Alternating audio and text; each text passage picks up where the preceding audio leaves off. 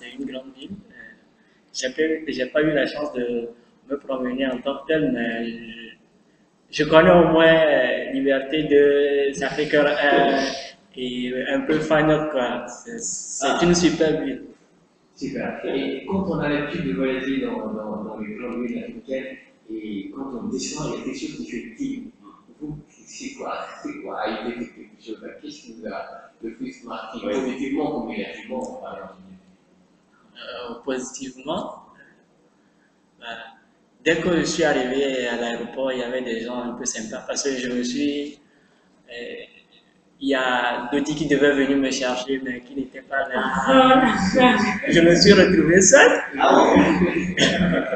Et tu t'as bien débrouillé parce que c'est ça, Marie m'a dit que tu étais tout seul jusqu'à quelques heures. Oui, les taximans, ce sont des gens très très cool et ils m'ont aidé, ils m'ont dit tiens, viens, on va t'indiquer.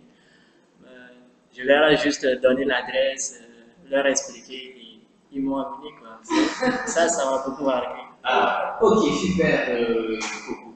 Et Coco, vous êtes passionné d'informatique, vous êtes togolais, et vous êtes arrivé dans un format qui s'appelle le Wayland. C'est bien ça? Oui, c'est ça. Vous êtes là depuis plus d'un an. Oui, bientôt un an. Bientôt un an. Et aujourd'hui, dans le cadre du festival Afro-Pixel, le Wayland vous a déporté depuis Dakar pour participer à des ateliers, notamment à un atelier qui s'appelle Jerican. Avant de venir à l'atelier qui s'appelle Jerican, est-ce que vous pouvez nous parler un peu du Wayland? Le WayLab, c'est un Fab Lab. Un Fab Lab, c'est un laboratoire de fabrication comme ce qu'on a ici au Sénégal. Et WayLab, on développe plusieurs projets. C'est une communauté où tu n'as pas besoin de t'inscrire quelque part ou bien d'avoir ton nom quelque part. Il suffit juste de venir et la porte est ouverte à tout le monde. C'est un lieu ouvert à tout le monde où on travaille en collaboration. Ok, le Wayland est situé où à Lomé? Le WayLab, c'est dans le quartier d'Idjoli, sur la 27e rue, villa numéro 227, en allant du vent qui va de Govina vers le marché de Didjoli. Et cet espace-là, il existe depuis combien de temps? Depuis bientôt 2 ans. Donc, là, je suis dans le site internet de Wayland, wayland.com, et à laquelle on dit que le Wayland est une petite république numérique. Ah, c'est vraiment. Tu vas m'inscrire. Et ici, on voit aussi premier espace africain de démocratie technologique. Apparemment, vous êtes très riche en dedans. Et qu'est-ce que vous avez eu toute cette inspiration? Vous êtes réellement une république numérique? Oui, c'est parce que, premièrement, c'est un lieu où se retrouvent tous ceux qui partagent une passion. Notre première passion, c'est l'informatique et la seconde, c'est le partage, le coworking. Donc, on se définit un peu et puis, au Wellab, on n'a pas une organisation échelonnée, c'est une organisation collégiale. Donc, on pratique à notre niveau une autre politique différente de ce qui se passe dehors, en dehors des clôtures de Wellab. C'est un peu de ça, on dit un peu, c'est une république. Je vais postuler pour les visiter. La porte est ouverte à tout le monde. C'est super. Il suffit d'y rentrer parce que c'est difficile de rester au Wellab. Il suffit juste de cogner à la porte et vous êtes déjà. Mais quand même, comme je suis ici sur les Fab Labs de quelques-uns, comme hier je parlais de lui, pour parler à Mandela, il nous expliquait voilà, que l'idée c'est que n'importe quelle personne qui a proposé un projet, mais qui ne soit pas dans le cadre informatique, un souci, une problématique qui répond à un cas social, et c'est le travail d'intelligence collective qui s'est réuni pour résoudre ces problèmes. Oui, c'est un peu ça. Voilà, donc c'est un peu la même. Ok, au Wayland, on est plus fabrique quoi exactement? Comme tout lieu de fabrication, tout Fab Lab, on y fabrique des choses, des des outils rapides pour, ça dépend du projet de chacun. Et le projet qui a un peu fait connaître le WayLab sur le plan mondial, c'est le projet de l'imprimante 3D à base de déchets recyclés, l'Arafat. C'est un peu le produit emblématique du WayLab. Et pas seulement cela, il y a de petits startups qui se développent au WayLab parce que depuis octobre, le WayLab incube de petits startups Et pas mal qu'hier, il y a eu un startup week-end qu'on organise au moins chaque 2 mois qui s'est tenu hier à 18h, heure locale au Togo. D'où est née cette initiative et qui a né l'initiative? L'initiateur de WellLab, c'est Siname Kofi Aboudjinou. Il est architecte résident en France. Donc c'est lui qui s'est dit pourquoi ne pas mettre à la disposition de ces jeunes Togolais là un espace pour leur permettre de développer et se mettre à l'avant-garde de l'industrie technologique. Parce qu'on se dit que au XXIe siècle, l'analphabète du XXIe siècle, c'est quelqu'un qui ne connaît pas les outils informatiques, qui ne sait pas les utiliser. Donc, comment faire pour démocratiser cette technologie-là, le mettre à la disposition de tout le monde? C'est sur cette base que le WellLab est créé.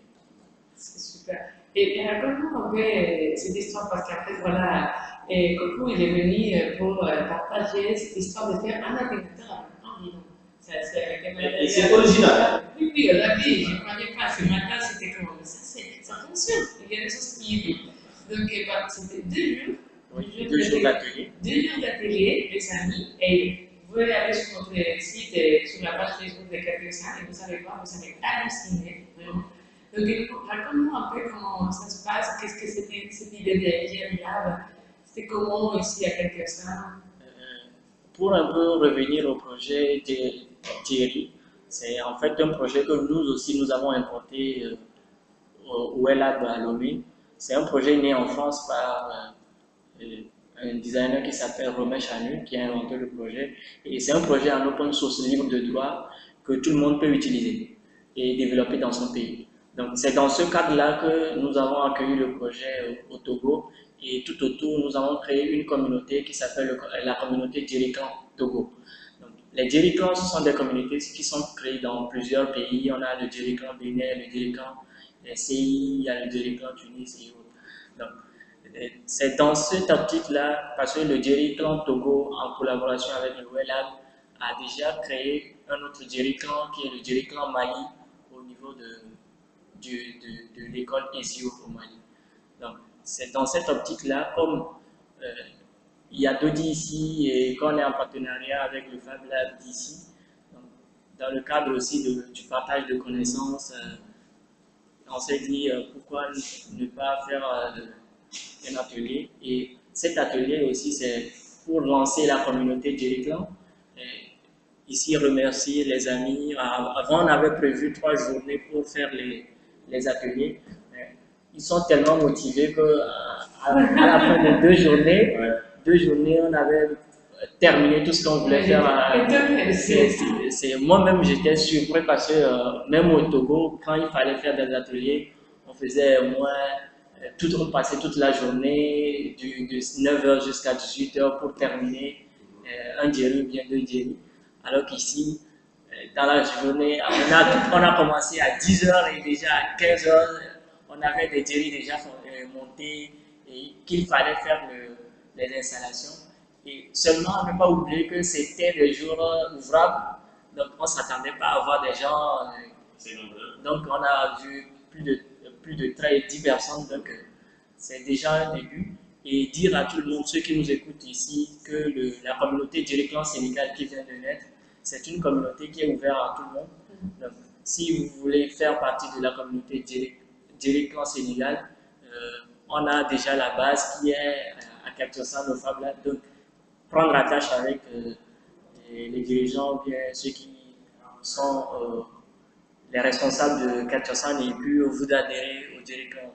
Maintenant, depuis hier, on a installé les djeris, on a ouvert, tout le monde peut venir se connecter là-dessus, travailler et aussi tester, parce que depuis hier, on avait voulu installer un serveur là-dessus pour faire créer un réseau local de partage de SMS ou bien on peut naviguer pour tous ceux qui viennent à Kertiosan et au Fab Lab.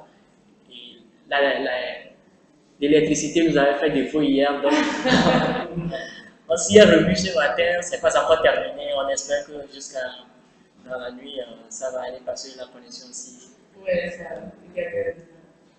Et concrètement, comment est-ce que ça se passe? Comment est-ce que ça fabrique empirical? Est-ce qu'on a forcément besoin de... En fait, le projet même, c'est de faire de la récupération. Donc, on récupère dans les vieux ordinateurs parce qu'il y a des gens qui ont une unité centrale chez eux à la maison, juste parce que peut-être la boîte d'alimentation ne marche plus, il le gare, il achète un autre. Alors que celui qui est à côté de lui, il a un ordinateur qui marche très bien, mais la carte mère a des problèmes.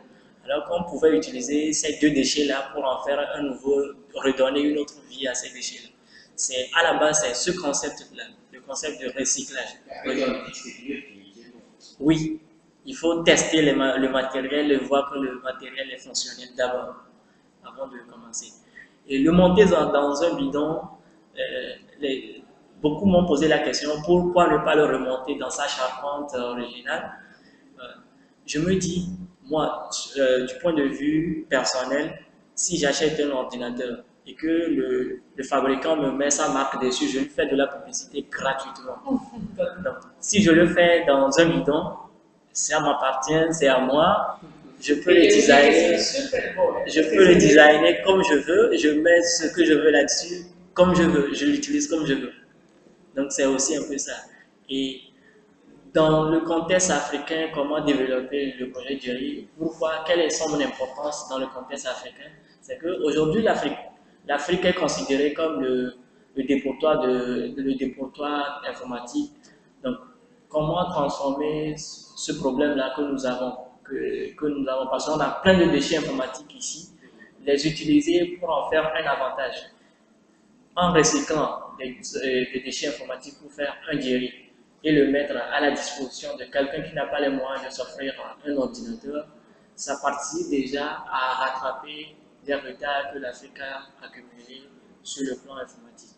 Et d'habitude, je me dis, comme un grand Africain disait, que l'Afrique, comme l'Afrique a déjà raté une révolution industrielle, il n'a pas le droit de rater la révolution informatique. C'est dans cette optique-là, faire des projets viables, basés sur des modèles économiques,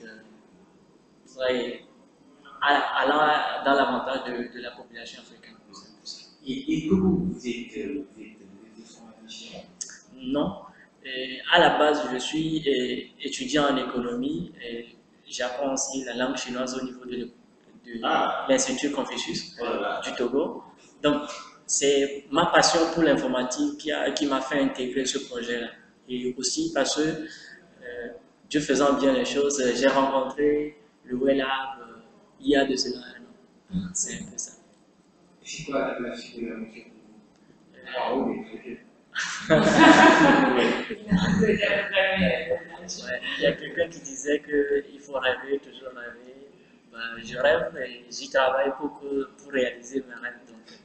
La dernière question, c'est la question de Voilà, c'est une question par rapport à la résistance. Comme on est dans ce cadre de dialogue de résistance, donc à chaque fois, on propose une demande à notre gamme voisine, notre invité de lieu.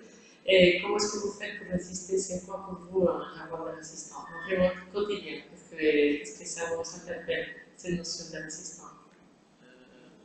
En résistant, je dirais, chaque jour que tu partages quelque chose avec ton ami, chaque jour que tu montres quelque chose que tu connais à un proche à toi, c'est déjà un pas de résistance.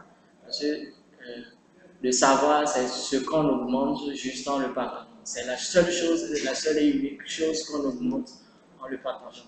Donc, si déjà tu partages avec ton ami, parce que je vois ici, il y a des gens, pour manger le tchèp-tchèp, on se met toujours ensemble. Pour prendre du thé, on le prend toujours ensemble. C'est déjà une notion de partage, une valeur culturelle africaine qu'on doit garder face à la mondialisation. Merci, c'est super bon. Muchísimas Merci beaucoup, Alex. Merci, Susanna, pour avoir